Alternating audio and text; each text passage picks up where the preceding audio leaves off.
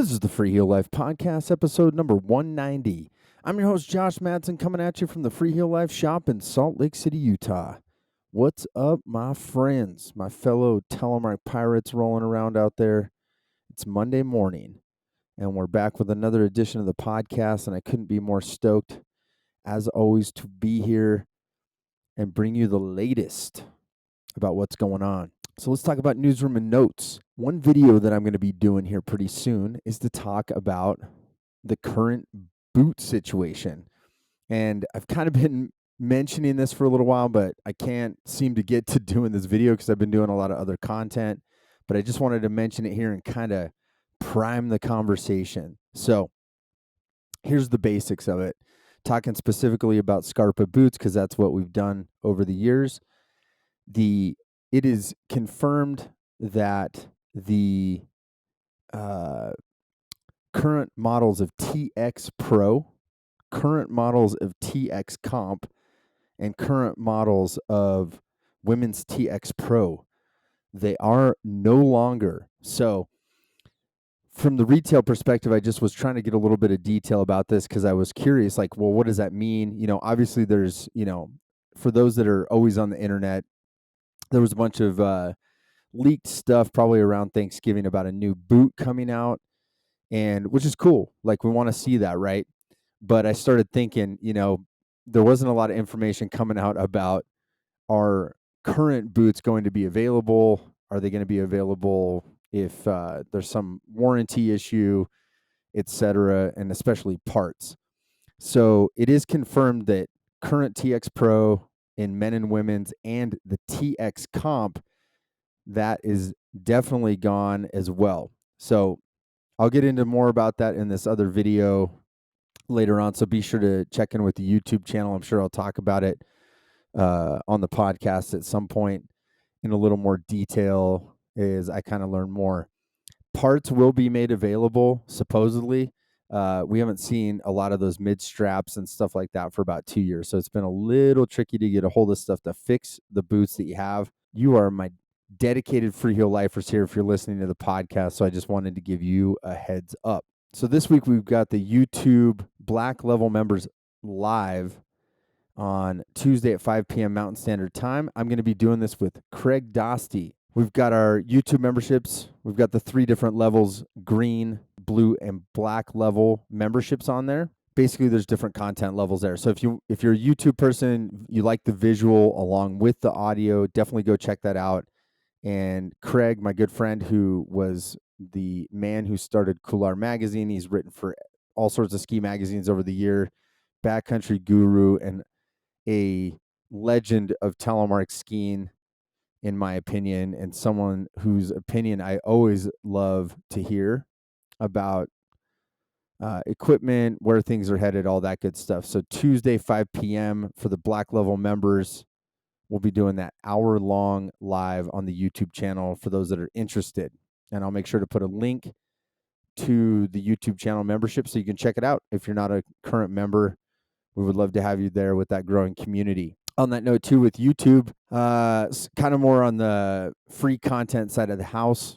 I've had a series that I've done on and off for years and years called One Hot Minute.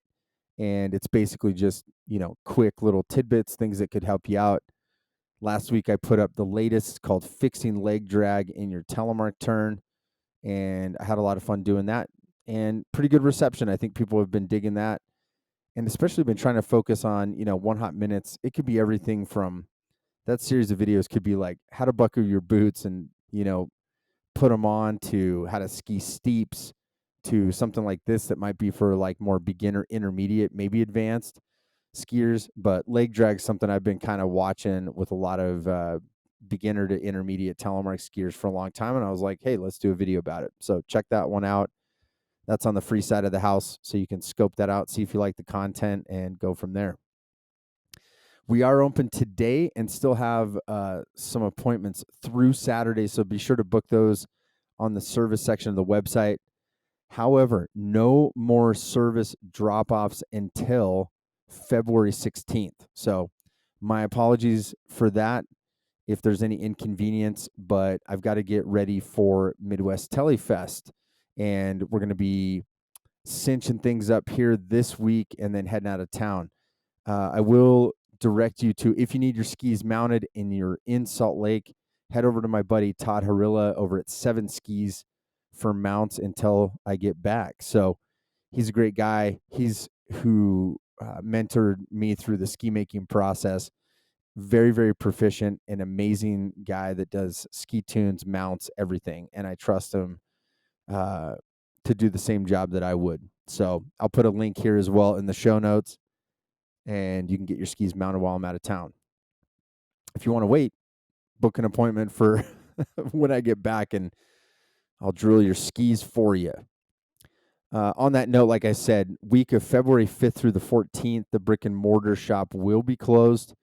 We will be out in Midwest TeleFest and going to be shredding with our Midwest homies. Now, regarding Midwest TeleFest, I've got some news, very, very important news.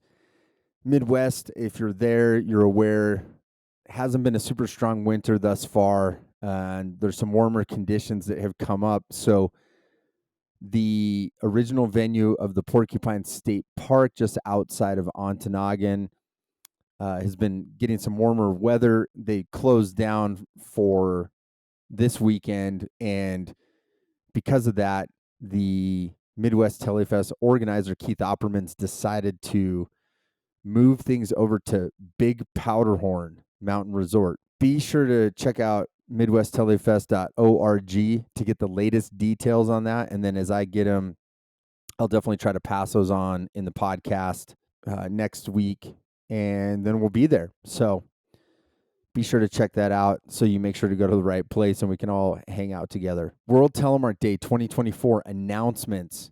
I've been getting them in. I've been adding them to our new event locator on freehilllife.com. Be sure to check it out.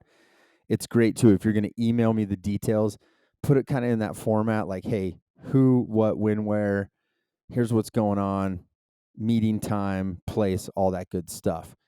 And there's a ton of great meetups that are happening, and I'm super excited to kind of see it starting to gel, starting to happen. There's a number of spots. I'm just going to kind of go through them real quick. New one that I found. World Telemark Day meetup at 49 Degrees North in Washington State. Be sure to check that out. Details on the website, like I said. We've got the meetup at Berkshire East, Massachusetts, Bogus Basin in Idaho, Hirvensalo Ski Resort in Finland, Mount Rose, California, meetup in Pleasant Mountain Ski Area in Maine, Rotorun Ski Area, Idaho, Spirit Mountain outside of Duluth in Minnesota. And that's what I got for this week, everybody. Things are starting to kind of trickle in, but if you want to do a World Telemark Day meetup, literally by yourself, as a group, these are all a mixture of people meeting in the parking lot to ski resorts helping to put things on to full-on clinics like that 49 Degrees North one in Washington. They've got clinics, sign-ups, and all sorts of good stuff. So psyched to see so many different versions of how people are putting it together, and really excited to celebrate on March 2nd, 2024, the 10th annual World Telemark Day. So today's guest has been in the snow sports industry for nearly 30 years. He's worked in various retail positions, along with working as a rep for such brands as Karhu, Dynafit, and more.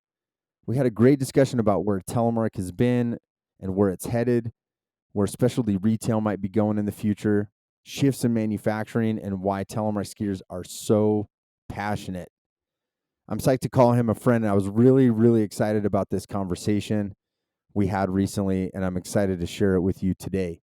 So please welcome to the podcast, my good buddy, Kaz. All right, Kaz, welcome to the Free Hill Life podcast, my brother. How's it going? Good, man. Thanks for having me. I'm stoked. Long time no see.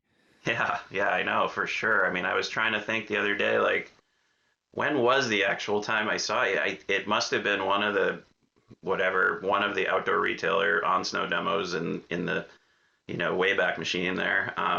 But yeah, it's been a while. Yeah, it's been good to reconnect. Yeah, it's awesome. I think that's been the biggest thing with the podcast is just reaching out to people. We were talking about that the other day.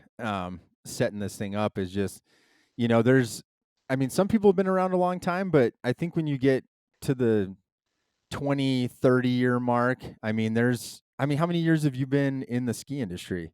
I mean, my first outdoor retail job, if we want to call it that, was in 95 or 96. So, uh, yeah, fair bit of time.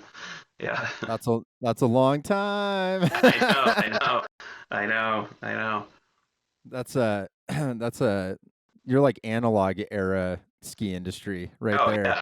Oh, totally. Yeah. Yeah. It was, actually, which I miss. There's parts of it I miss. There's parts I don't, but there's definitely parts of it I miss. But it's been interesting to be a part of this ride, and see just in that time frame how much things have changed. Yeah. Yeah, for sure. Now, are you living in Keene, New Yeah. York? Yep. I live right in Keene Valley. I can walk to work. It's awesome. It's a tiny little mountain town. Like, we have like, I forget how much it is, like 500 year-round residents. It's pretty small. Um, in the summer, it balloons to like 4 times that size with summer homeowners, like a lot of mountain towns. But yeah, it's great. We got a tight little community of skiers and climbers, and just folks who want to not live in the rat race, kind of. So it's yeah, it's good. Yeah, that's crazy. I didn't realize it was 500 full time. It's pretty small. Yeah, I mean, so Lake Placid is just up the road. So for folks, or that's usually our like, you know, waypoint for people. We're like, oh, we're on the way to Lake Placid, and they're like, oh, right, the Olympics, the hockey game. Yeah, okay, and so there's that, that connection, and there's a lot more folks just up the road, but yeah, down here in the valley, it's pretty small community. Yeah. Oh, that's great. That's not the Gunks, is it? Or is that No, the Gunks are south of us, so probably shoot like almost 3.5, 4 hours south of us. Oh, So okay. we're like an hour and a half from Montreal. Like we're pretty far north. Oh, okay. Yeah, we're yeah in the Adirondack Park, which is a 6 million acre park of public and private land. It's a unique little ecosystem. It's not a national forest. It's not just a state park. It's a mix of public and private land, which is pretty unique. And some of the like legitimately some of the most protected wilderness in the world is here, which is I love. I love just to like quite literally across the street is just like nothing for a long ways. So, um, yeah, feel pretty lucky. Yep. That's rad, man. Now, did you grow up in that area, or where did you grow up? Yeah, so not far from here, about an hour and a half south, kind of closer to Albany, which is the state capital. Um, grew up in suburbia, and like my dad was an architect. Like we, you know, kind of lived like like a normal played ball sports like did the whole thing and it was the summers where my dad really loved the outdoors, and so we would spend a bunch of time hiking and fishing, and we'd stay at a camp up in the Adirondacks and spent quite a bit of time up here, and then when I went to college I spent a lot of time here, so it was always home. Like the Adirondack Mountains were always home, and while I visited other places, I always kind of knew this is where I'd land. So yeah, it's always had that, you know, tons of exploring still, but it was always home. Yeah, that's rad, man. That is a cool. New York's a cool state like that too, because I especially growing up out west, you hear or when I was younger, it's like you hear New York and you're just thinking like New York City, Totally. you know, Yeah. and it's like this massive state. You start driving like upstate, and you're like, oh, this is like completely different than anything New York City would have to offer in terms of outdoor recreation Yeah. and all Yeah. that stuff. So Yeah. It's crazy, and it's neat here on the kind of the eastern side of the park. Again, the park itself is quite big.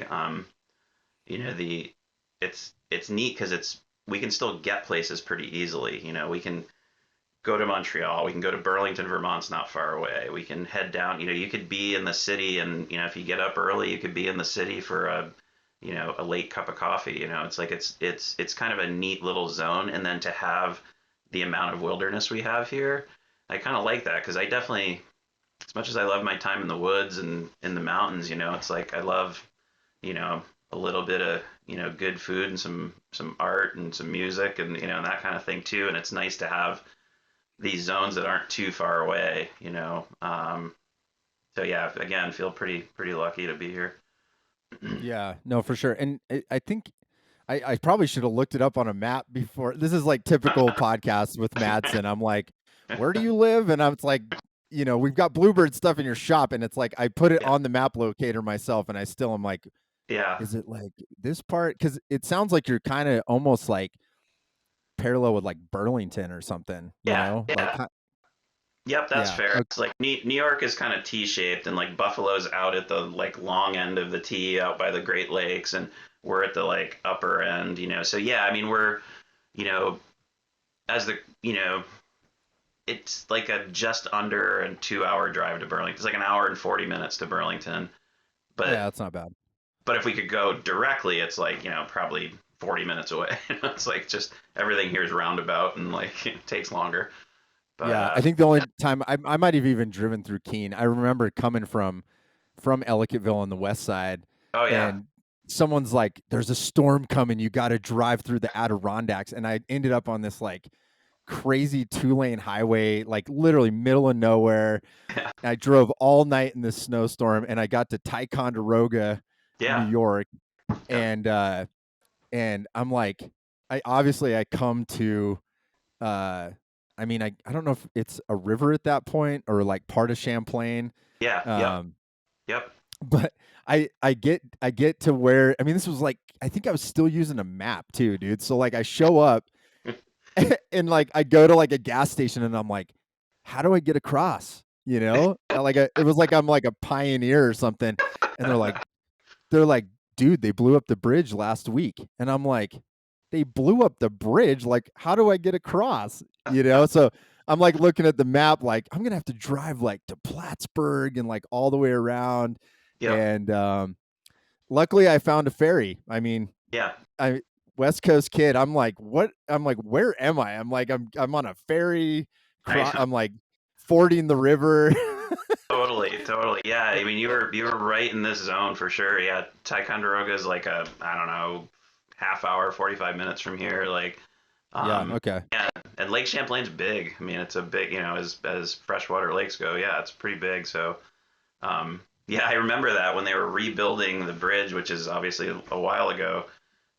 They had this ferry that went across like the distance of the bridge, which was not very far. It was really Yeah. bizarre. It was like you jump on and you'd be like, oh, okay, we're there. It's like, and then you're in Vermont. Yeah, no, that was the one too, Yeah, and yeah, yeah. that's so funny, man. Yeah, no, it felt like I was on like that old Oregon Trail video game, like when we were kids. Like I got Totally. dysentery and I had to ford the river and died, and I was like, that was a funny experience. But Yeah, yeah, um, that's cool, man. All right, well, okay, so you grew up in Albany. That's a cool yep, town too. yep, I love the architecture in Albany is rad. Like, yeah, um, that makes sense. Your dad was, so yeah, he's outdoors, but he's also an architect. You yeah. He's know. an engineer by trade, and worked as an architect, and yeah, and actually, like even in his retirement, like a lot of folks, I'm always giving him a hard time. I'm like, Dad, you're retired, but you're still working. What are you doing? Like, and he works for like the like one of the historical chapters that like restores and sort of maintains old architecture and old buildings and stuff because it's a big part of his life and a lot of that, like a lot of things change, and um so he's pretty passionate about that. But yeah, it's neat. I mean, it's funny, anytime I would travel out west, I was always like, man, stuff out here is like so young. It's like I forget when you leave New England, like, and the US is still, a teenager, but it's, things here are a little older, and like the, some of the architecture and stuff. So yeah, I kind of forget about it, but yeah, you're right. It's like a bunch of those little cities that sprouted up, north of New York City, amazing, cool stories and architecture, and yeah. Yeah, for sure. And there was a I want to talk more about the outdoors, but I was just thinking Albany was like I went there once and funny enough found there's a lot of art there Oh and uh there was a lot of street art and somehow somebody told me about there was like a street art map and someone had created this like you could like I think we had bicycles or whatever so yeah, we could bike from like wall art to wall art and it was yeah, like all through Albany. yeah. It was really really cool, man. We saw some cool stuff. Yeah, no So, doubt. Yeah, no, it's the arts and music are pretty rich in that little zone. There's a couple of colleges right around there, which always helps fuel a lot of that, I think. And um, yeah, it's pretty neat. And the music, yeah, yeah, for sure. It was a neat place to grow up. I mean, it was, I always whenever I traveled back to like my hometown, which is just north of Albany, and then like in that area, I'm always kind of like, how did I grow up here? Like, I don't get it, like, but when I really like take the second and like think back to it, I'm like, yeah, it was all right. It was pretty good. So yeah. I feel like yeah, as we get older you like start recognizing some of that stuff, but yeah, like small like I live in a smaller town now and yeah, you talk to the young people and they're like, "This place sucks." And you get into right. your 40s and you're like, "This is pretty cool, man. There's not a lot of people." Yeah, totally. Yeah. Yeah, exactly. Yeah. The original owner of the shop I work at, he this was years ago when I was still repping, but I remember him saying back then, like, he's like, "Oh man, Keene Valley's getting busy. It's getting crowded." And I'm like, "What are you talking about?" And it was just like kind of but now I'm kind of like, well, maybe, it's not by any means, but I get what he was saying. It's you want it to stay tight and small, but you also want it to continue to be here. So there's that balance. Yeah, that is the tough part. Well, Yeah. when did you learn to ski then? Cuz I think is Gore Mountain nearby where you grew up? It is, yeah. Gore was the big mountain for us. We had a Oh, lot that's of the big one. yeah, so a lot of like classic New England. There's a ton of you've traveled around. There's a ton of small ski areas. I think it's probably the highest concentration of ski areas in the country is just all around the, New England. And so I really grew up skiing. No one in my family was a skier until my brother was in high school. And like, it was the 80s. You went skiing, you got your pre SP slaloms and your Nevica jacket and you went skiing, and so up until that point, I had a busted old pair of cross country skis with low cut boots that I would just go wander around the woods. And I was like, this is awesome. Like, I just loved traveling through the woods on snow. It was super cool. Um, and then getting introduced to like the idea of like skiing, and like going to a place and getting on a chair and that whole thing was like, it was a lot, and I still remember like skiing in, fully like my jeans and a CB jacket and my ski Utah corduroy hat, and I was ready to rock, and we went to this place that had, 250 feet of vertical and just lapped the hell out of it, and crashed more than we skied. And so my brother really introduced me to, I would say, to skiing in that regard. I sort of stumbled into it just as a thing, like to travel around the woods on our property. Um, and it wasn't really till I went to college where I really kind of was like, okay, I want to figure this out. Like, I don't want to just like tons of people in New England and the Northeast ski. It's a part of the culture here, which is awesome.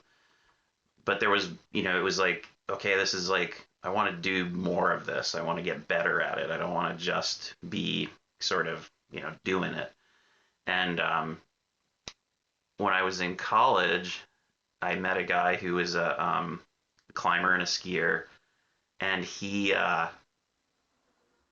remember going into the High Peaks range here, and we were all snowshoeing, which is like, oh my god, we were going winter camping and snowshoeing, but carrying our alpine gear because we wanted to go ski the tallest summit in New York. We're like, awesome, let's go do this. Like we're fully engaged, and he's in a pair of like Oslo snowfields and like skinny skis, and we're like, what the hell is that crap?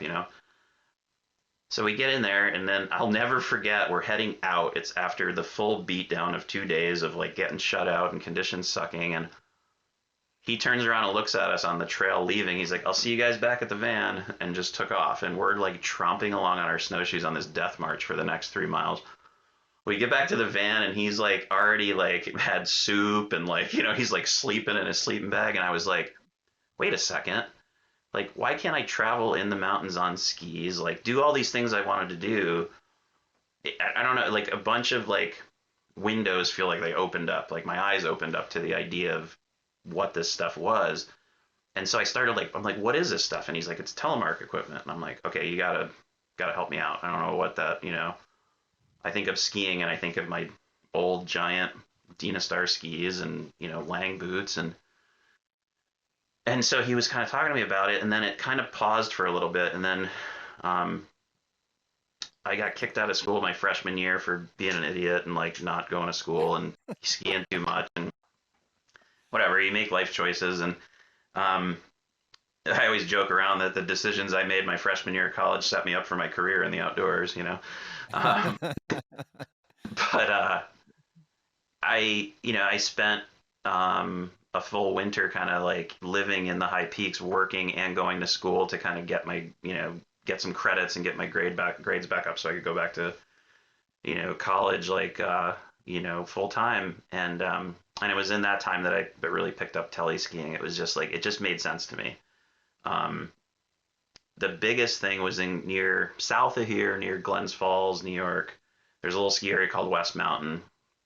Night skiing, classic New England, like, at the time, tiny little lodge, actual logs in the fire, that kind of thing. And I'll never forget it. Like, it was around that time, I'm riding the lift, and this guy comes down under the lift line in a yellow North Face one-piece suit, teleskiing. And I was like, The Scott Schmidt suit. yes. And I'm like, that's it. I want to do that. I want to do whatever that guy's doing. I got to figure out how to do that because that's cool as shit. I was like, that's awesome. And it was like this thing that got like just like burned into my brain of like, okay, that's cool. Like, not that all the other people skiing around, I'm like, they're having a blast. That's fine. Like, that was for me. Like, I want to figure that out. So while I was in college, I ended up working in a shop. That's when I started, and bought my first tele setup. And well, bought it as like worked it off, picked out stuff, put it together, and worked it off over a lot of time. But I was it. I was all in. I was like, that's it. This is what I want to do. That's dope. That's so funny that he's like in the Scott Schmidt yellow North Face outfit. Like, that's so iconic from that era because those Greg Stump movies, man. And just it's funny because I almost don't know how to articulate it, but I know that feeling of like, that suit and like the jump turns, and just everything was so radical. Like, it was very, everything was really unique. And I've talked about the Stump movies a little bit on the podcast too. I mean, those were pretty influential because you didn't have the internet. You're like renting VH. I walked into a buddy's shop the other day and he was playing P-Tex, Lies, and Duct Tape. Nice. Yeah. And I was like, wow. I'm like, that's crazy. I'm like, remember when we used to have to go rent these at like a video store? Totally. Yeah.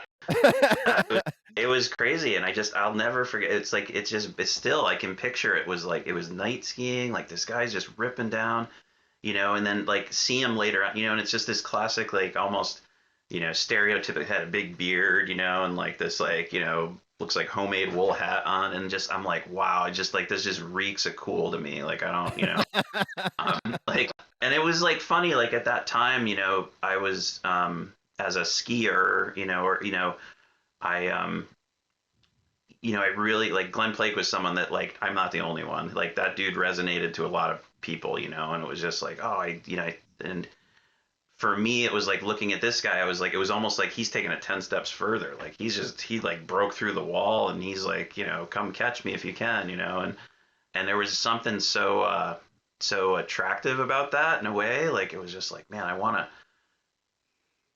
didn't want to do it to have that like reciprocal, like I didn't want to be the person skiing down under the lift and turn someone else into a tele skier. It was just more like being observant and like living through this situation and being like, yeah, that's what I want. Like that, I want to do that, you know. Yeah, And that was what I did in the winter. You know, it's just ski as much as I could. that's awesome. So I mean, that's what, like probably late '80s, maybe? That was Or so my first year of college was 92, 93. So even okay. later than that, yeah. So yeah, classic. If he was skiing and if it was actually the Steep Tech North Face suit and he was a tele skier, he definitely was like got it at a thrift store and was like 10 years old at that point probably. Okay. but but Good point. right, Good point. but it was definitely, you know, that was the thing, and there was just something. I mean, you know, you have experienced it, and you know, and are such a believer like I am in the history of that of the sport and everything of like, man, it was just like these people were just doing it. Like that dude was going to be tele skiing whether other people were doing it or not. It didn't matter. Like he was just like he was in it. You know, he was locked in. It was like I don't know. It was neat. It was just this. It was defiant and and like artful and just like I don't know. There was so many things. Like it. You know, I don't know if I felt all this stuff at that moment, but certainly now looking at it, I'm like, wow, that was like a crystallizing thing I remember happening, and it was just like, and then to like, you know, go to college and like, you know, and meet a dude who was telling them like all the pieces were just, you know, lining up like things that maybe didn't seem connected, but they were like, oh yeah, that was what steered me in that direction.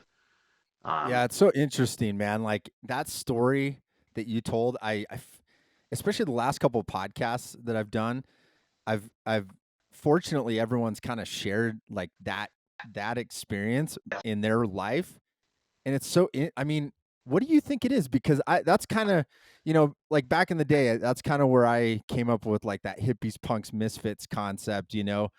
I mean, that was kind of my attempt at making a tagline for it. I don't think maybe it does it all the justice, but like, what do you think it is as people? Because you've been in it a long time too, and I think you probably heard, that story from other people. yeah, But yep, what's like, what in your opinion, like, what's the common theme? Because I'm always, I feel like we all feel it, and we're yeah, all stoked about it, but like what is it? Because I feel like that's the missing piece when someone says, I'll explain. I had a meeting yesterday. I met a guy and didn't ski, didn't know what telemark was, and I explained it, like the basic. It's like sure, alternating lunges go down the hill, and he goes, well, what's the advantage of that? right, yeah, And it's always funny because people that have had experiences like you and me and all these other people, yeah. I'm always like, how do I explain that? Because that's a very intangible moment for people that just hooks them, and then next thing you know, they're like diving in and they're just, trying to figure it out. Yeah, yeah, it's a good question. I think for me, a big part of what, you know, I think you could look at it very pragmatically and be like, it's a technique, right? And it's like, yep, there's no doubt that is a technique of skiing. Um, you know, you could say that, oh, like in that regard, like, oh man, it's like, is it more efficient? Is it better? Is it? And you're like, well, I don't know. Like that's, you know, we could debate for hours about what's, you know, more efficient or whatever. I think what for me, telemark skiing, you know, in the modern era, like if you fast forward into like, you know, the late 70s and the 80s and how people used that equipment, you know, like you know, you talk about folks like, you know, Alan Bard and Dickie Hall and all that, you know, that generation of people, you know, like you look at what they were doing. Like I think everybody who tele skis should go back and watch like a bunch of those old films and just like really sit down, you know, with a bowl of popcorn and watch that and see like it's kind of the same. Like I think people think that they're, you know, I face this in, you know, I hear it at the shop a ton of, you know, in regards to climbing, or regards to, you know, how things advance or evolve, right? And you're like, but man, if things have stuck around this long, there's something more than that. It's not just like this like standard like evolution of growing and stuff. There's more of a soul to it if it's, if it's still here in its purest form. And I think that's what I love about telemark skiing. Like I think of myself as like a skier. Like I love like traveling in the mountains on skis. The descent obviously is super fun, and but tele skiing for me, and what people don't quite understand, I don't want to say don't understand about it, or maybe don't give the space with it, is that I explained this to someone the other day, and maybe this will help. Like, it's like, when I used to paddle whitewater, nobody jumps in an open whitewater boat compared to a kayak because it's an easier thing. They're jumping into it because they see like this connection with something that's like, oh wow, okay, this vessel moves. Okay, you got to do this differently, and you have one blade, not two. Okay, and that person finds this experience through this vessel and through this activity that the person in the kayak is experiencing, but they're just experiencing it through those tools, right? It's like there was a great, you probably, I'm sure you've heard this before. Alan Bard had a great quote that said something like, the the places you choose and the tools you use are up to you. It's all skiing. And I love that because it's like, yeah, you can break down every single one of these things as a technique and like as a something that you're doing. But I think when it comes down to it, like I think, and especially as we get older, as the world like moves forward, experiences are so important for humans. Whether through music, art, culture, athletics, activities. It's super super important to have these experiences. And I think very quickly for me, having that snapshot of that dude skiing down under the lift line was like, I want that experience. I want to experience what he's experiencing. And to do that, I'm gonna have to like spend some time and figure this out. I think what people, if you're not, it's like eating. My son's works in the culinary industry, and it's like with really good food, right? It's like, yeah, there's food, there's sustenance. You can eat whatever and stuff it in your pie hole and eat, and you're like, okay, yeah, I feel full. But it's like you could also sit down for an experience, right? And like have like a meal that's like presented well and like is thoughtful and has good ingredients. And I think that to me, that's the thing with tele skiing that hit me, and I think hit a lot of people. I think a lot of people who've continued to sort of, I say stick with it, that sounds jerky, but like have been a part of the community for a long time. I think that's what they want to pass on. But it's, I guess, the hard thing, and this is something I've always struggled with. I ran a Telemark festival at this tiny little ski area for 10 years, and like it was super fun. And you would just see people who just kept coming back every year, and you'd see new people, and you were so stoked, like, oh man, this is great. These people are loving this. And then, like you've talked about, you get this like huge frustration of like, you're like, my gosh, this is like right on the precipice of something happening, like something. No one expects telemark skiing to replace alpine skiing. I think that would be crazy. It's always going to be a part of this huge blanket of things. But to have that rich experience through an activity, I think I think is the thing people are chasing. They just don't, maybe, I don't know, maybe it's not always going to be like that clear to somebody. Maybe they're not going to have this moment like I did. I was lucky to be like, holy smokes, like this dude, I want to like ski like that. I don't know. I guess ultimately I don't have a good answer in how to how to, I don't want to say solve, that conundrum, but more like, I think just encourage people to like be like observe these things and like chase these experiences in your life, because they're so rewarding. I mean, it's like telemark skiing in a way for me, in the mountains. I mean, gosh, I countless experiences that I could sit here for another 3 hours with you and talk about like how amazing and life altering these experiences were doing this activity with friends, with by myself, and ultimately I think that's what people are after. And I think too often what happens, and this is going to be the old person rant in me, like we just want the answer quickly. We want to like, okay, yeah, let's do this and move on to something else instead of Yeah. investing some time and patience in like absorbing this thing into you and letting it, become an addition to who you are. Not become who you are. I don't believe in that kind of stuff, but like, become an addition to who you are. No, that totally makes sense. And I like the ingredient aspect. And yeah, I mean, and I mean, you said it. I mean, it's not to replace something else. I always feel like it's gonna find the right people. Yep. It's something in, you know, the people that really get into it are the people that they want.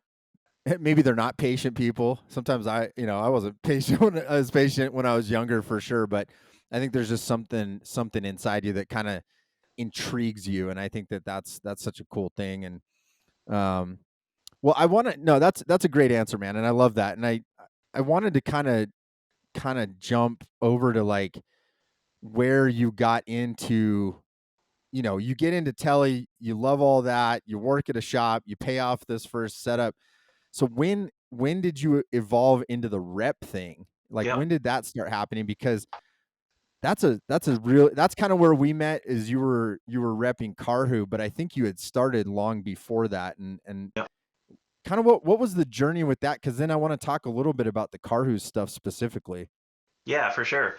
Yeah, so working in a shop, obviously you're dealing with reps, folks coming in, selling you stuff, giving you clinics, and started to develop these relationships with folks in the industry. And, um, I was, my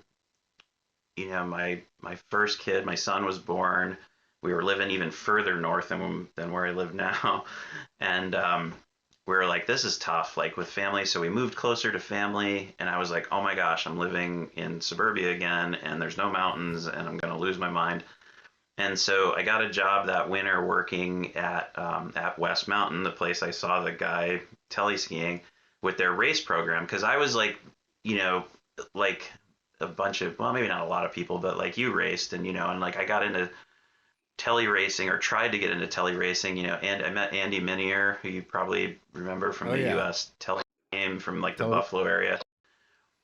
Super good skier, and like ran into him, and he kind of was like, oh my gosh, you got to like spend time at this, like you've got this nailed, and like, but then it was like there's nowhere to race. There was like, Corey Anderson would have his race, and that was fun, but it was like the way the US Telemark Ski Association was set up is you had to like collect points, and you had to like, fly to Bozeman and fly to wherever to ski, and I'm like, I'm broke, man, I can't do this, like this is not good, I'm like, so I would race in like against alpine skiers and like beer leagues and stuff, and get yelled at by the guy who I beat and said the timing was wrong, and all that kind of stuff, and it was frustrating. But as I was moving along, I was like, I got a job with a race program. The guy who was the head of the race program, we went out and skied like a couple runs, talking on the lift, and he's like, yeah, I want you part of like the race program here. And it was a small little team, and a lot of it, let's face it, was very unromantic and hauling gates around and setting up courses and stuff like that. But I learned a lot about like, you know, um, the kind of that side of the ski industry. I knew I couldn't go back to retail, or thought I couldn't go back to retail, because I worked in such a small little independently owned shop. I'm like, oh man, I'm not going to be able to go to like a big chain place. And so one of the guys that I used to rep with, I'm like, do you guys just, shooting a shot across the bow here? You guys need help? He's like, actually, we might. And so a few months later, ended up getting my first repping job with an agency of four guys. And over the years, we represented a bunch of brands, but one of them, along the path there was with Karhu. Um, we Mike Welch was the sales manager at the time, and Charlie Losner was the something brand director, and then Doug Barber still owned the company, and kind of, so it was like, wow, this is cool. And they were based in Burlington. I'm like, this is, and at the time, Karhu was like, to me, it was like in the world of teleskiing, it was like Karhu, Tua, and BD were kind of like, the main ski players, unless you were, you know, a racing geek and skiing on like, alpine skis. Um, and so it was perfect. And Karhu was like, just making it to me, making all the right choices for the sport at the time. And I was like, we got to get on board with these guys. And I still remember getting the call from Bill, the guy that ran the agency, and he's like, a little birdie told me to expect a call from Karhu today, and I was like, awesome, that's cool, and then that was it, and we were off. And maybe a week or two later, driving over to Burlington, going when their offices were there and meeting everybody, and then yeah, and then it would be like it would have been at like outdoor retailer shows, like where we would connect in like those pre-show meetings and stuff when the athlete team would be there, and we'd be chatting about like kind of how we're gonna go at working the show and that sort of thing. I remember how hard it was being a part of that meeting. You were there when Karhu made their decision to move manufacturing, and like, yeah, it was tough. In a way, that was one of the first experiences I had, as a rep too, of like, wow, this is a business. Like, there's like this thing that you're super passionate about, and you're like, oh my gosh, these products are great, and like, we got to get this out to the public, and we got to put. And then you're just like, oh my gosh, there's people making hard decisions here about like the future of their company that they start, and it was pretty eye opening to me. Well, and Yeah, that I was just gonna say too, that move in manufacturing. I mean, that really was a big change, yeah, probably for a lot of businesses at that time, because um, they were being made in Canada right over the border, and so it was in North America, and then they moved the manufacturing to China. I mean, but I remember too being like, huh. I mean, nowadays, like you say, oh, move to China or a foreign country to manufacture. I mean, it's not very odd now, but back then I remember thinking, huh, that's kind of strange. Like, why would you make skis in China? Like I remember thinking that was kind of funny. But yeah, yeah. And I remember Doug like saying like, I mean, it was just like it was like hard to almost like be in that where he was just like, and I couldn't understand the absolutes of this. He was like, it's we do this or we go out of business, like in a way, like it was just like this is a wicked hard decision, but the company was growing, and the manufacturing demands, and a lot of stuff that now in hindsight I can look at and see the X's and O's of how that might have come together. But at the time I was like, it was kind of like, wow, okay, this is real. Like this is like people's like livelihoods, and and like wow, and like sort of hardened me a little bit to like some things, in the industry. Like, oh, okay, wow, it's not just fun and games. It's not all of us just going like, well, let's go skiing and have fun and design cool skis. It was like, shoot, okay, yeah, we gotta like, there's manufacturing runs, and and just all this stuff they had to manage, and I was still at that point relatively new to that side of the business, so it was, yeah, it was an interesting time, but awesome. It was cool to be a part of it through a really cool time for that brand. yeah, and when you must have come, so yeah, I was trying to think if Mike was there. I mean, you must have come in like right around 2005 or four. No, Yeah. maybe somewhere in there. I Yep. te- what was it like selling? So for those that aren't familiar with Karhu, maybe you weren't around at that point, or maybe you do remember it. I mean, the thing that was really cool about Karhu in that early 2000s was they also, a lot of people didn't realize that Line Skis Yeah.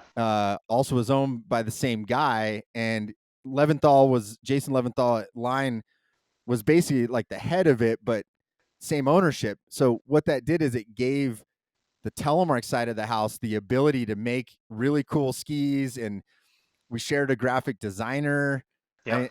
and so like that time you came in, you're Yep. getting pretty rad graphics, like which was not to say there weren't cool Telemark graphics before, but I would argue like they're letting athletes design the art, and it's just it looks feels different, the shapes of the skis, and also yeah, like full twin tips that were legit twin tips, and then you also had you started getting the Jack and the Team 100 Yep. and all these skis. I mean, what as a rep, I, I guess was there anything different selling those? Because you think like what was being sold even like 2 or 3 years before that was quite a bit different. It was, and I think that was part of what made it. I'm gonna say this, but it's like part of what made it easy. It was just like, look, we're doing something different than these other guys.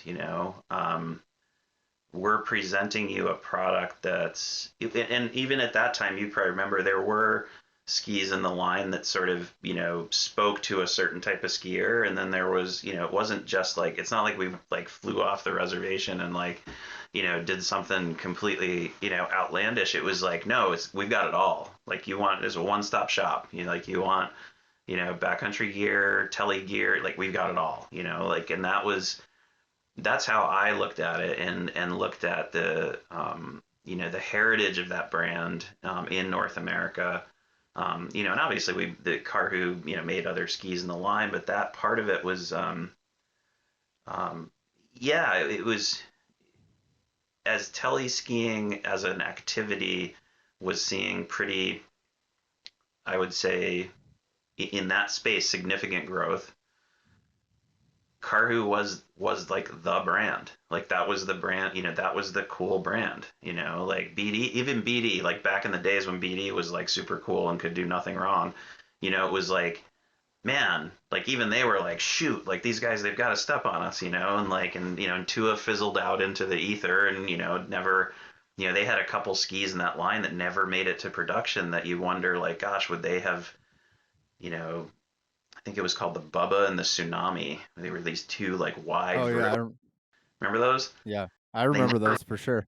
yeah, they never really made it to production because the company went under, and it was like, oh my gosh. So like, and then Karhu just like flew into that void with all these skis that people were just like, they couldn't get enough of. That original orange Jack was just like, that was it. And then I think from that ski, it just got better. It wasn't like, oh, they created this amazing ski and sat on their hands. It just got better from there. So yeah, in a way, it was like, it was kind of cool. It was like, oh man, yeah, we're the cool kids. We got the cool skis, and people wanted them, and then that XCD heritage was so strong with Karhu that stuff was piece of cake to sell. That was just Yeah. so entrenched. I mean, I remember that TeleFest I used to organize. There were these dudes that used to show up. I love these two guys. They looked like the guys from who's the band with the giant beards and the Oh, ZZ Top. yeah, these two guys would roll in. They look like the guys from ZZ Top, and they'd be like, "So what do you got that's new?" And I'm like, and I remember showing him the Karhu guide, at the time, and he's like, "Oh, fat skis, huh? All right," and he The like, guide, which is like yeah, 55 or it's 60 so, underfoot. yeah, like, and he's like, "Oh, cool," and they were like so stoked, and I'm like, "Cool." And there was that, and then and then you turned around and handed a pair of jacks to someone, or yeah, like when the Team 100s came out, or the and even the later generation of like the Kodiaks, and the, even when it went to like the Spires and Spire BCs, even those had a little more of like a kind of dedicated backcountry and mountaineering perspective. The line had, again, like a really good like scope, and it talked to everybody in that community. Um, and then the whole ship ran aground, like in a way. Um, Well, and I want to, I just kind of want to prompt this because I didn't realize something as we were talking the other day, is as that kind of trajectory changed. And you mentioned some of those, like when it went into like the, was it the Grizzly and the Spire, and yeah, uh Spire it kind BC, and yeah, because that was right. I mean, that was kind of when I exited, and a lot of it was just like the really cool art and the twin tip skis. I mean, that was my world, and I was like, now you just went with like, as a young guy, I was like, oh man, now you got like boring flat tail skis, and yeah, back in the era.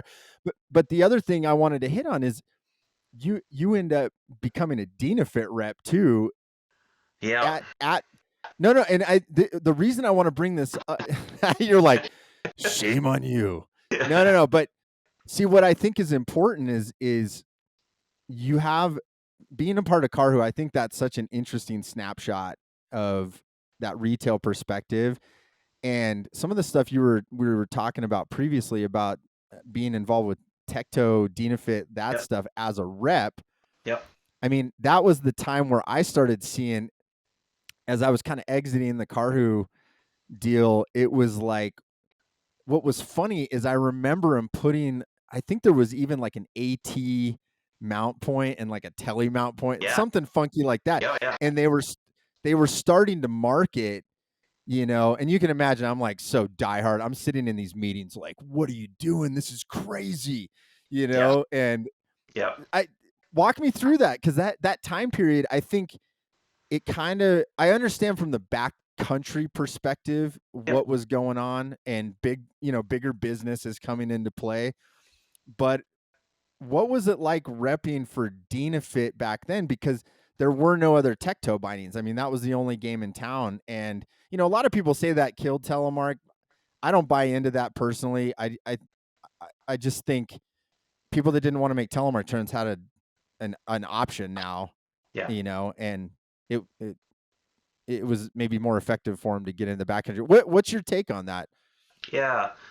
Yeah, it was an interesting time. So like when Karhu kind of folded, we had and I was still working with that same agency. We had a want to be in the for lack of a better term, the backcountry ski biz. We wanted to be in that. That was something we were all passionate about, and like we wanted to be a part of that.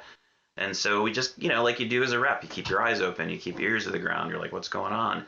And then the then sales rep at Dynafit, Tim Kelly, reached out to me. Was talking to someone. They suggested they call me. We got on the phone and we're talking about it, and I was like, huh, okay. And this was like when it was still in Jackson Hole, like getting distributed out of like a garage with like LifeLink products and that sort of thing. But the plan was that Dynafit was going to become a wholly owned subsidiary of the European business. So the Dynafit in Europe was going to help support the business here in the States. It wasn't going to be a distributorship, which it had been to that point, which can be successful to a point, and then it's like, no, I need help. Like I can't just keep doing this. And so Tim brought us on board. I kind of, in a way, convinced the guys. I'm like, come on, let's do this. This is great, and they're like, all right, if you think so. And we got into it. And at that time, and this is what we were talking about the other day, dude, it was awesome. Like it was so fun to be a part of that program in the beginning, where you were pioneering. You were just out there like literally knocking on doors, like, okay, just hear me out. I got this thing, and at the time, Dynafit was like fully a binding, but the vision of the company was like, we're going to make boots, we're going to make skis, we're going to make clothing, to the point now where they're like, wow, they make a lot of stuff. But at that time, it was like, we have to convince people that we're more than just a binding company. But yet, that's the core product. That's the product they'll always believe in and support and kind of protect. Those first few years were amazing. It was so cool to go to stores and just slowly chip off and like create these partnerships and relationships with retailers. And in a way, even though Dynafit bindings have been around for years before that, just not here in the States to any noticeable level, it was wicked fun. It was like pioneering this thing, and it was like, to me, it was like, oh man, this is great. The whole time I was still teleskiing, it was just like, this was just another tool. It was like, I have like a ski toolbox, and it was like, there's all these things in it. And especially in the Northeast, man, you got to be flexible because the conditions here are all over the map. So it's like, you got to be, ready to grab whatever you need to go skiing that day. And that was a great time as that company. And this is what happens as that company and as like any company evolves. Um, you know, there were certain demands that were put on us and on just on the entire North American team, which tends to be an issue with European brands, where they look at and they're like, there's 8 billion zillion people that live in your country. Why aren't they all skiing? And you're like, they're in Alabama, bro. Yeah, right. They're like, let's eliminate 60 to 70% of the country and just say they're never going to get on board with this, okay? And so here I am sitting in, the Adirondacks, and they look at it and they're like, you're in the most population dense part of the country. Why aren't we selling more? And I was like, I'm selling to all the people that need to be sold to, and so it started getting frustrating, because I think with, and this is not Dynafit, this is just humans. And I think the industry, like we talked about the other day, like kind of just holistically, like how is the industry sort of looking at like how it's evolving. Um, and there's this weird fine line that the industry continues to kind of follow of like, you know, having a sustainable trajectory and or getting greedy, you know, and it's like it dips back and forth across this line. And I think with Dynafit's success, I think they didn't get greedy, but they definitely didn't, I think, pay attention as well as they should have to all of the other players that were going to arrive shortly. Once the patent ran out on the original concept of the binding, you know, G3 showed up and like, you know, Plume Binding showed up and ATK showed up, and these companies were making bindings like on the sly in Europe, but then they like, okay, now it's like everything hits the market and like everything, like all this stuff showed up. And I remember saying in a meeting and getting like reprimanded for this afterwards. I was like, the moment that this is like a profitable like thing for the alpine ski companies, they're going to come in and eat everyone's lunch. They're just going to come storming in with their designer teams and like, and nothing against them. Like they know how to make good boots. They know they're smart. They know it. And that's exactly what happened. And I feel like where we're at now, like where I evolved through repping and then coming back to retail into a little shop, is that you know you start to wonder like what's the future of alpine touring, telemark skiing, backcountry skiing, all of the interrelated little concentric circles. Like what's the future of that? You know, you've said before, like just selling people a bunch of stuff and saying like, oh, here's a bunch of tele gear, have fun, all right, and turn on to the next person. It's like, yeah, but are you creating sort of a you know a stoke and an energy in that person that that's going to be something that's going to stick with them? Does that take more time and energy and effort? Heck yeah, but like that's what you're doing, like you should be doing, I think. And that's as a rep, that was the thing that kind of eventually like I was part of the repping world and sales manager world for a part of time where it was awesome to be a part of, and then the broomstick in the back started to get a little like you know like okay, I'm good, like I don't need to do this anymore. I I almost, you know, and we kind of hit on this on the on talking before, but and I think what you're getting at, this is my biggest concern for outdoor in general and skiing especially is just and it's funny because I think everyone's always kind of delicate when they want to talk about the business of it, and it's like, you know, if you talk about big business, people are like, well, don't you want it to grow? My biggest concern is the size the size of the businesses Yeah, to the ratio of people that can participate in the thing that you're trying to sell. yeah, And the problem that I've been seeing over the years, and this has been going on a long time, and we talked about manufacturing leaving, yeah, and obviously we've always imported ski stuff, especially Telemark. I mean, it's that's come in and stuff, but the thing that always started is I got more into the business side of it, 15 years ago. I remember starting to think, I started taking an interest in who owned the companies, because some of the what I thought were smaller companies yeah, were owned by massive companies. right, And I think the big one that really, I'll never forget this, because this is when my eyes really opened to it, was I saw a press release about Vocal, Marker, and Dabello yep, being sold. yep, And the press release was basically like, we're offloading these brands.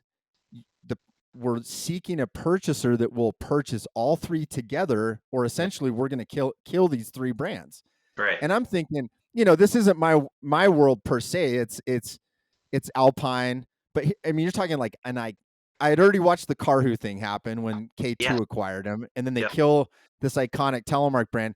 But this was like next level. So I do this little research, and I'm like, well, who owns it? That they're just Can they really just kill these boot ski and binding brand? Like, I mean, where's the history to it, right? yeah, Like, this is why would you do that?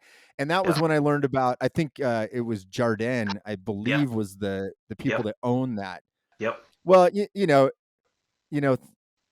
I'm thankful for Google, but you start researching that, and it was like oh wow, okay, like who is this Jardin company? And then I realized like they own like Tupperware, Yeah, they own yeah, like yeah, all this, right? Like, so yeah, then I'm like, all of a sudden, all of these years of kind of piecing it together, but not really getting it. And then I yeah, realize, oh, this is what we're up against is these are massive conglomerates that own these smaller brands. And I know that this is how the world is, but the concern I started having with the ski stuff is I'm like, oh, so all these that's their expectations when you're at that level. This isn't mom and pop numbers, and their expectations are produce more.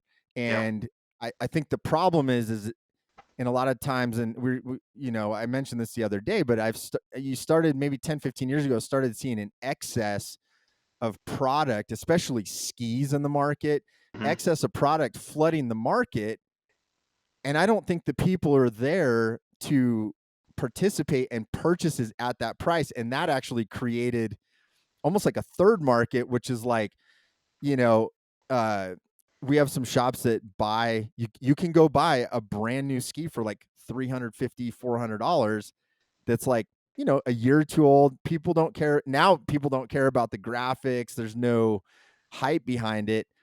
And it's all of this to say is the concern I have is when skiing is owned at that level, I don't know where it goes. I don't know what the future is because I don't think there's enough people participating uh, to maintain a happy CFO at the top level of that level of a business.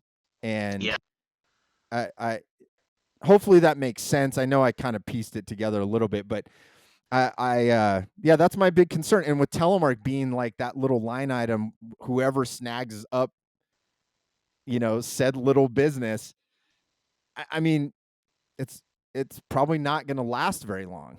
And that's then what yeah. happens?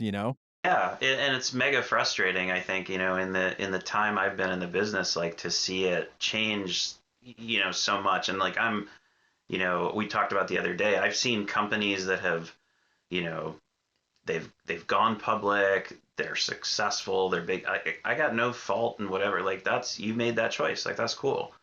For sure. But but then, a lot of those companies I see through the shop and even before that a little bit, they have this like almost like I don't know if it's a guilt or if it's like something triggers they're like, oh, we gotta reestablish our connection with this part of the market, like we gotta talk to the core people and we gotta talk to the and because it's like, well, yeah, those people are the ones that legitimize all the other stuff you're doing. And that's fine. I guess you in some ways you gotta like understand your place in the ecosystem or whatever, but part of me is like it's super frustrating to see um, something. This again, we were talking the other day. I had a sales manager who said once, about one of the companies we were working for, they're just like, the moment we are not a profitable entity to this company, we're going to be let go. That's all they care about. Like, is just like the people that are sitting or, the talking heads sitting around a giant table are like making decisions on like, nope, what's best for me. And that in itself is maybe like I wouldn't say it's fine, but you could say it's fine.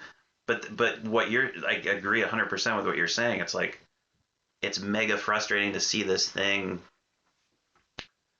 that you see as like this this activity, this soulful thing that like you can do that can bring so much to people, being governed by an entity that is not taking any of that into consideration. Um, Well, and I don't think, just to chime in, I don't think any of us that are in business don't want s- us to be profitable or the companies. But I mhm, think what I think you're getting at too is uh I think both of us are saying this. It's like the size of the company, there may be a point where to be profitable and continue the profitability, you mhm, have to. create more people doing the thing so that more people Yeah. can buy Yep. the product and be profitable.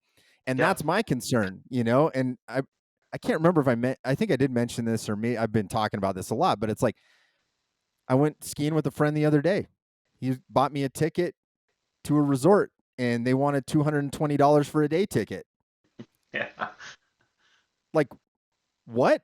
Yeah. I mean, so it like, I feel like there's all these pieces that are happening. Like, Yeah. I'm not saying don't grow. I'm not saying don't go to the people with resources, but like you Yeah. said, if you have, if the people with the resources are going to invest, they also need to understand the size of, like Telemark, for instance. Yeah.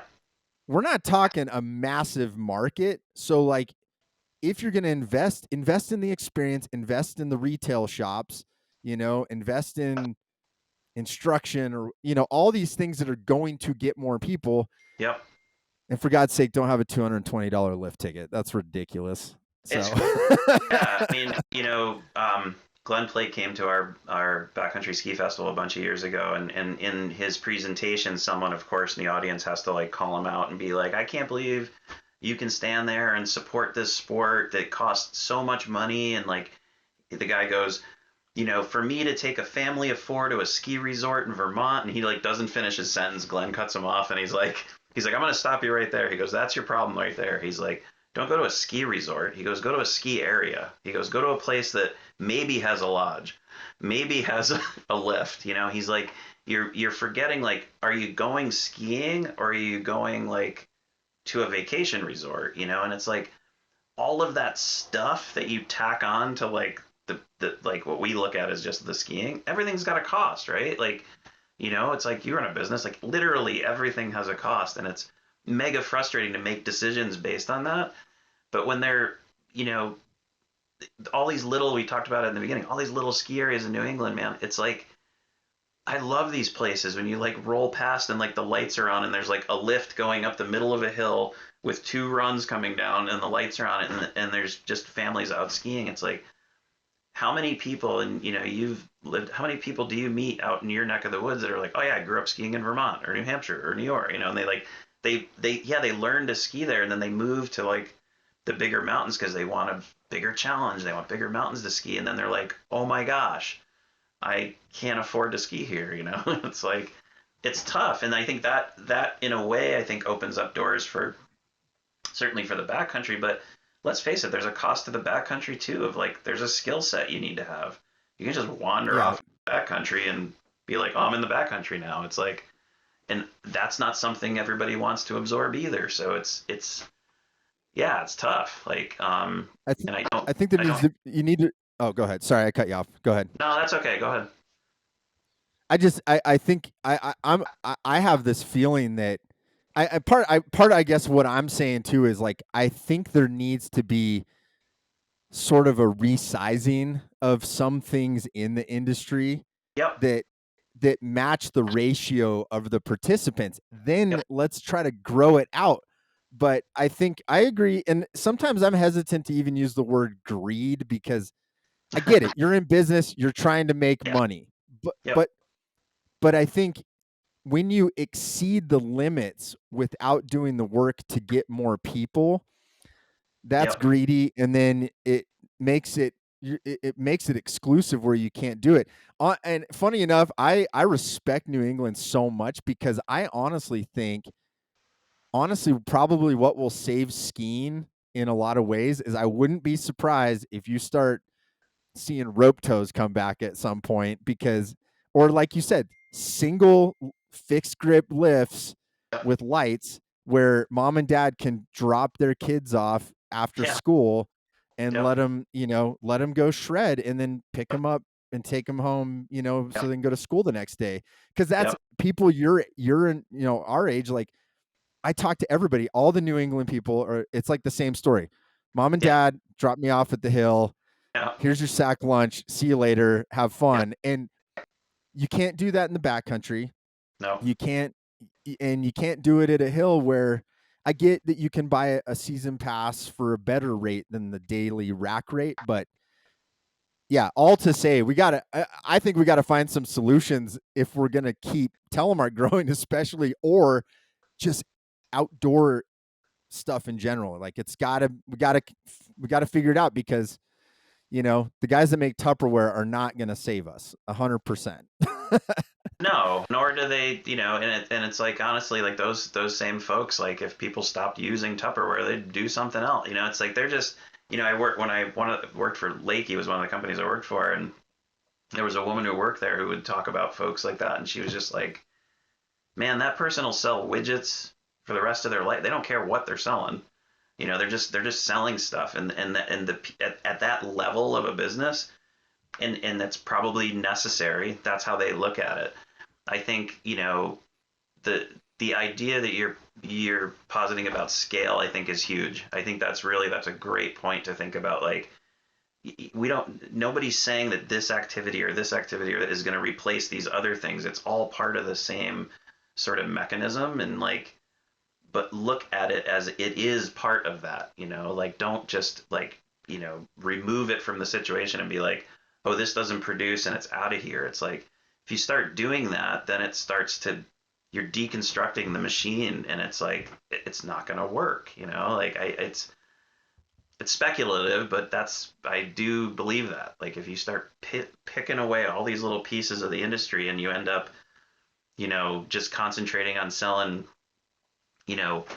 blankets and clothing and whatever in an outdoor shop, it's like, we have so many people come into our shop who are just like floored with the hard goods selection, and it's like, yeah, that's a commitment that we've made to like offer this stuff in climbing and skiing and in packs, and the vendors that we talked about this the other day, like the company you keep, like the partners we work with, and it's like all that stuff's important, and it doesn't, none of those decisions are made quickly, and I think that's, people respect that, right? They come in, they see it, they respect it.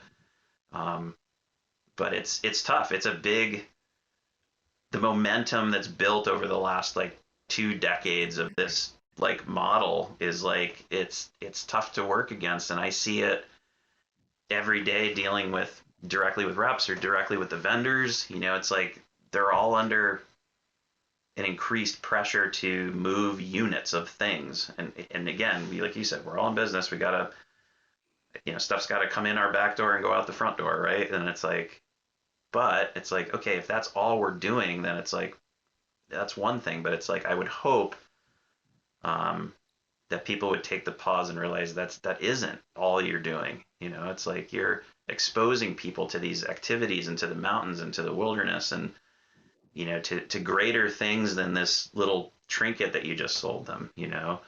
That's what we try to do. Yeah, well, and at the Mountaineer, I wanted to bring that up. I don't even think we said the name, the Mountaineer in Keene. Yeah. Like you said, one thing you said there too with hard goods, that is a massive, massive commitment for an independent shop. I mean, it's expensive. I wanted to get your take on expertise, like a specialty shop, like how important is it for the people that work there to be knowledgeable in the products they're selling? I mean, what's your take on that? Because I feel like part of what we're saying is that the scale that we're talking about with, they're not looking at small shops like mine, small shops like the Mountaineer. Mm-hmm. And my concern is that if places like that begin to not, it's not that small shops don't want to compete. It's like, what if they can't compete? Yeah.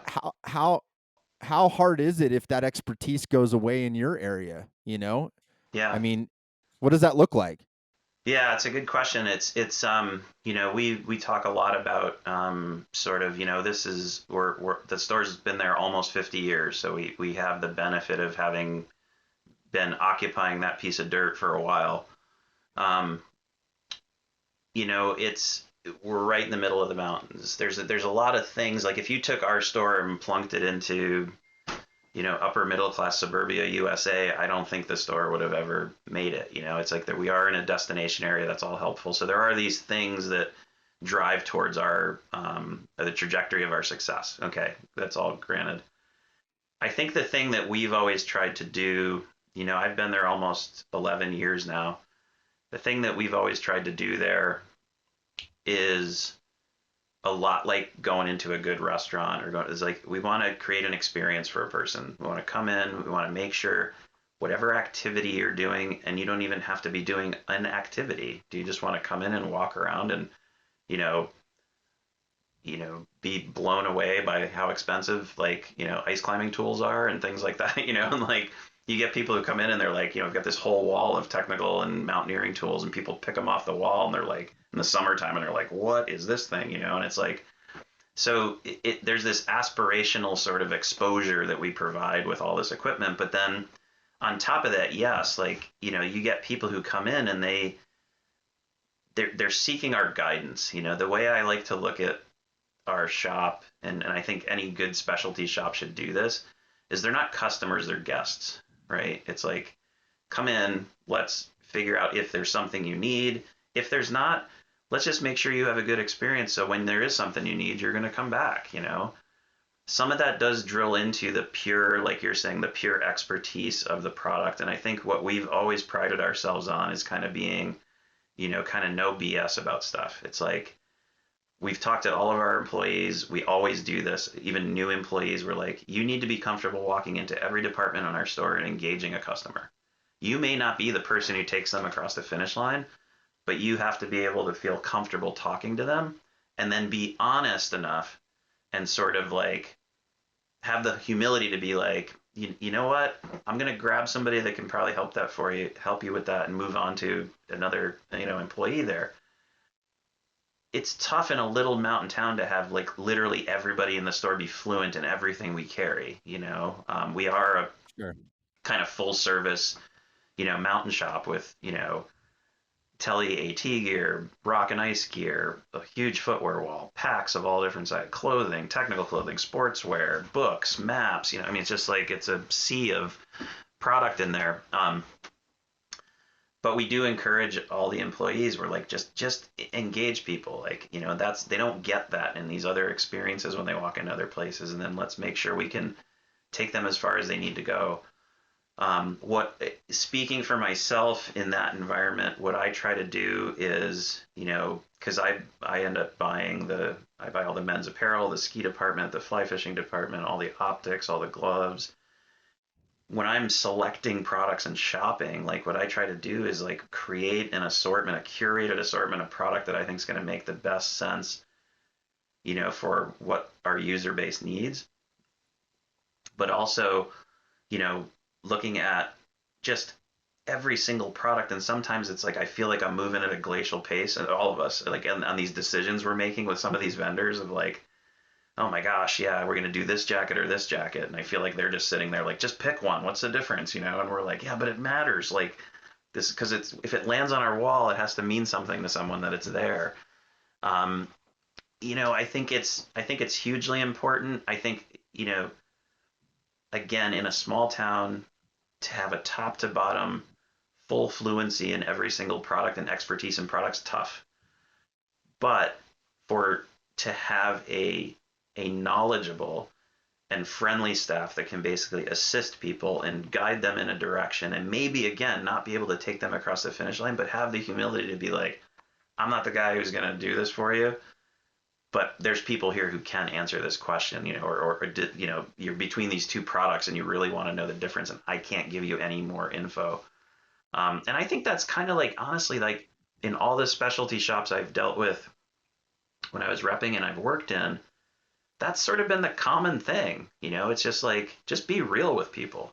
It's like, I think what happens a lot of times is, and I've seen this when I was repping, going into like, and I'm not picking on like chain store operation, but you go in there and you like listen to some of the interactions with customers, and I'm like, oh, don't tell them that. That's not, you're just making it up, So I think you have to like, as a manager and owner, you have to give the employees permission to be like, it's okay to say you don't know, don't make something up, because that steers somebody, or could steer somebody in a really bad direction and towards a really bad choice. And then you're like, that choice is kind of associated to the things you told them, you know? So we spend Well, a and lot you're of time. go ahead, go ahead. That's okay. I was gonna say we spend a lot of time with staff, like making sure, you know, obviously clinicking them and making sure they're good in a lot of departments, but that's a big part of what we do. Make people feel comfortable, come in, let's help you out, let's figure out what you need. Um, and yeah, the expertise is there in every single department. That person you're talking to might not be that person who's the expert in that thing, but certainly we make every effort to make sure when that person needs that, that's the answers we get them. Yeah, for sure. Well, I've got one last question, then I got to wrap up, head into the next thing. But here's Yep. what we might have to do a part two, bro, because there's a lot of stuff I wanted to talk to Yeah. you about, Yeah. and I actually want to get you back on probably and talk about your art specifically. Yeah. I'll make sure to link. I'm going to link people up to that. But here's a Yeah. question I have, because you hit on exactly kind of what I was getting at, like specialty shops, like a general fluency. I get it. Like you hire someone and you're like, they're not going to be 30 years in, 20 years in. Like I totally get that. My last closing question though is, with what we talked about with the growing businesses, these massive conglomerates owning the companies that you're buying that jacket from that you care about, Yep. can specialty shops survive in 20 years, 10 years? Like, are those able, as the businesses get larger and larger that are dictating the product, Mm-hmm. can I get, and this is where I was getting out with the specialty, because I'm wondering, maybe it's just me, man. Maybe I'm just a doomsday guy and I'm like, it's not going to survive. Yep. But but I'm more interested in, how are the customers changing? Maybe they don't require as much information, but Yep. a lot of it is like direct to consumer sales, Mm-hmm. geographic exclusivity, Mm-hmm. like that kind of stuff. Yep. You guys are tucked away in a nice little town, which is nice. But where do you see it going, and why? Like, because I would love to hear you say, yeah, man, all the specialty shops that I used to rep to, they're all going to survive. But there's a Yeah. lot of the cool ones that I used to go to that they're not there anymore already. So I'm Yeah. not Yeah. sure what's going to happen, Yeah. Yeah. No. I think honestly, you know, it's going to have to do with a little bit about the, you know, and you know, this is us included, you know, like I think we have to kind of have a pretty regular check on what we're doing, how we're doing it, and what the trajectory of the decisions we're making put us on, right? I think, you know, it's like, you know, there's this famous chef Massimo Bottura who's, you know, like a Michelin starred chef. He's like, you know, got the one of the best restaurants in the world year in year out. And it was an interview with his wife, and she was saying like, I didn't realize when I was marrying him, I was marrying a restaurant. And the, you know, what I take from that is just like when you're doing this, when you're a small business owner and you run a specialty shop and you know, you're passionate about those things that you've put in that store and the let's call them sports that you're supporting. It takes some pretty consistent and constant effort to evaluate, you know, not only what's going on in the four walls of that place, but the larger industry, and then how you're reacting and dealing with that. I think that um, certainly specialty shops that haven't been able to kind of, you know, keep their doors open, I don't look at them and be like, oh, they gave up, they didn't care. You know, I don't think that's the case. I think more of it has to do with you know, being realistic about what you want that place to be. And I think that one of the great things about our shop is that, you know, we've always wanted to be on this just nice, consistent, steady trajectory, which is not something that a large parent company wants to hear. They want huge spikes in growth. They don't want this like nice curve that's just cranking along, you know, like a cog railway. That's not what they want. I think if shops can do that, if they can kind of keep things in check, if they can be smarter. I mean, this is gets into a little of like, the strategy of buying and all.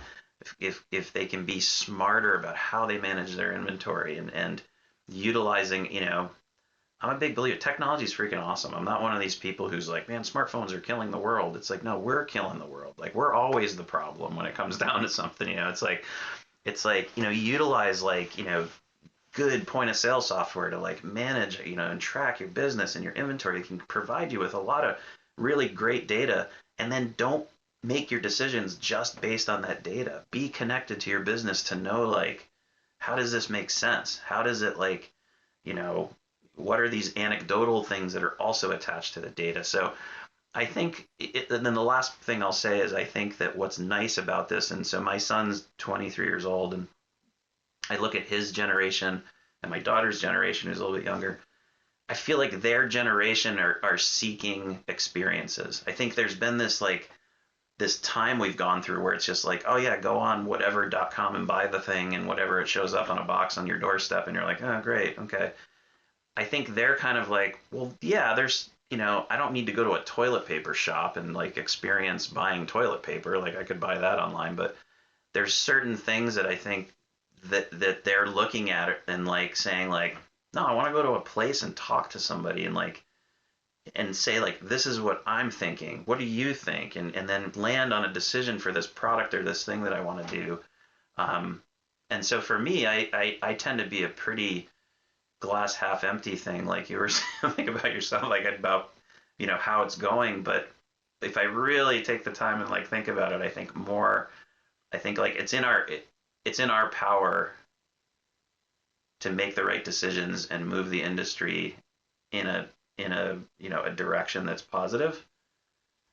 But there's got to be good decisions made, and there's got to be a belief by the vendors. And there's tons of them. We talked about it on the phone the other day. We have a lot of good vendors who really believe in specialty retail, and it means a lot to me because that's always been the thing I've been passionate about. Um, but then there's others who like want to re-engage with specialty retail because they stepped away from it, and I'm just kind of like, oh, sorry, I don't have the time or space for this. Like I got all these other folks who are, wanting to really truly partner with us. So, um, I don't think there's like a plug and play answer, but I think it's more, if people are willing to do the work and, put in the effort and be observant and make decisions and plan, I think, yeah, specialty retail can be something we can all, count on for a while. I love that. Yeah. That's a good note to end on, my brother. Cool. Hey, thanks for taking the time, man. I really your insights, I love it, and I was really excited to get you on just because you've come through an interesting trajectory, like rep, retail, Yeah. and you're a passionate tele skier. And shout out to the dude in the steep tech that Exactly. was below the lift. But Right. yeah, for sure. I honestly I think we'll probably, if you're down, I'd love to do a part two at some point because Yeah. I I wanted to talk about your art a little bit more. But Cool. let's do that next time. Cool, man. Sounds good. All right, thanks, brother. Cheers. Yep.